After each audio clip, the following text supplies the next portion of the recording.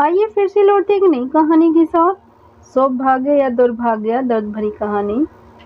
कई साल पहले एक गरीब चीनी गांव में एक किसान अपने बेटे के साथ रहता था।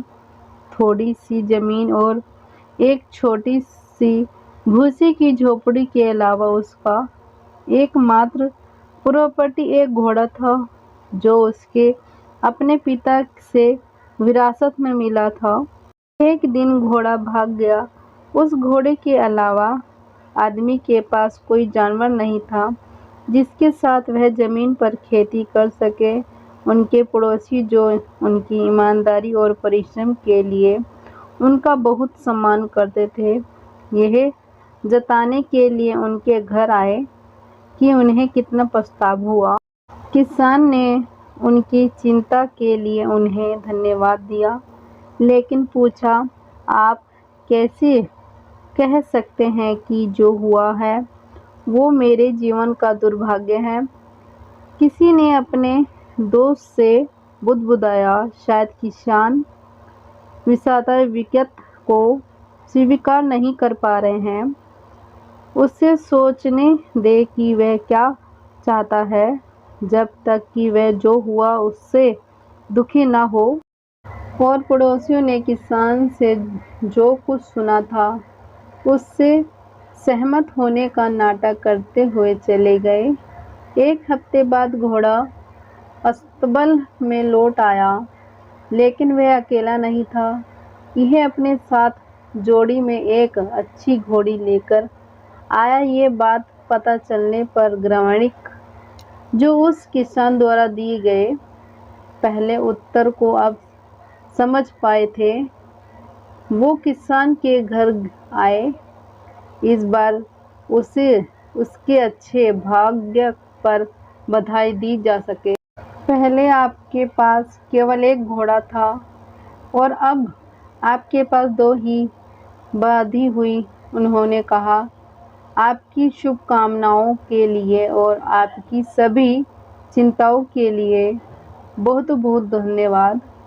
किसान ने उत्तर दिया, लेकिन आप कैसे कह सकते हैं कि जो हुआ वो मेरे जीवन में एक आशीर्वाद है? निराश और ये सोचकर कि वह पागल हो रहा होगा, पड़ोसी चले गए और रास्ते में टिकवाणी की क्या वह वास्तव में नहीं समझता कि भगवान ने उसे एक उपहार भेजा है। एक महीने बाद किसान के बेटे ने घोड़ी को वश में करने का फैसला किया। जब वो घोड़ी की सवारी करने लगा, तब घोड़ी ने उसे गिरा दिया और उसका पैर टूट गया। पड़ोसी किसान के घर लौट आया, घायल लड़के के लिए उपहार लाया। गांव के मुखिया ने पिता के प्रति संवेदना मुक्त करते हुए कहा कि जो कुछ हुआ उससे सभी बहुत दुखी हैं। उस व्यक्ति ने उनके आने और उनकी चिंता के लिए उन्हें धन्यवाद दिया, लेकिन पूछा, आप कैसे कह सकते हैं कि जो हुआ है वो मेरे जीवन का दुर्भाग्य है? यह सुनकर वह सभी चकित रह गए, क्योंकि किसी को भी संदेह नहीं हो सकता था कि एक बेटे की दुर्घटना को पिता का दुर्भाग्य नहीं तो क्या समझा जाए।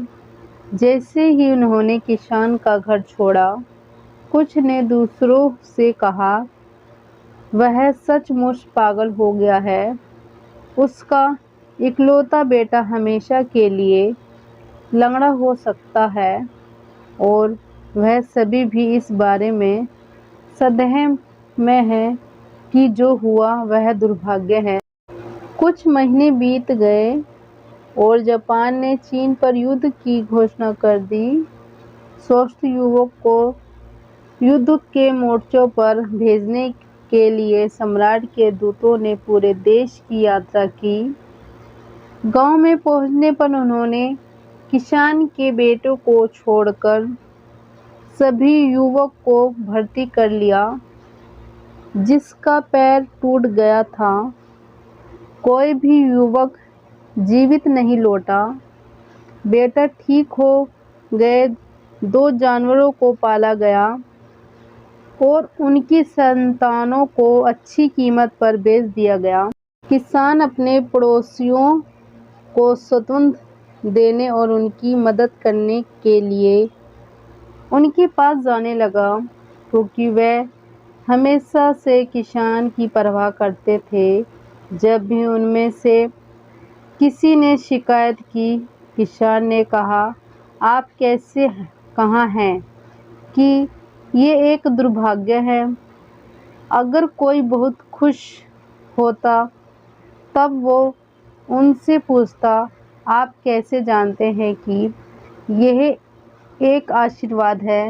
धीरे धीरे उस गांव के लोगों को किसान की बातों से जीवन का भी सत्य समझ में आने लगा कि दिखावे से परे जीवन के और भी मायने हैं।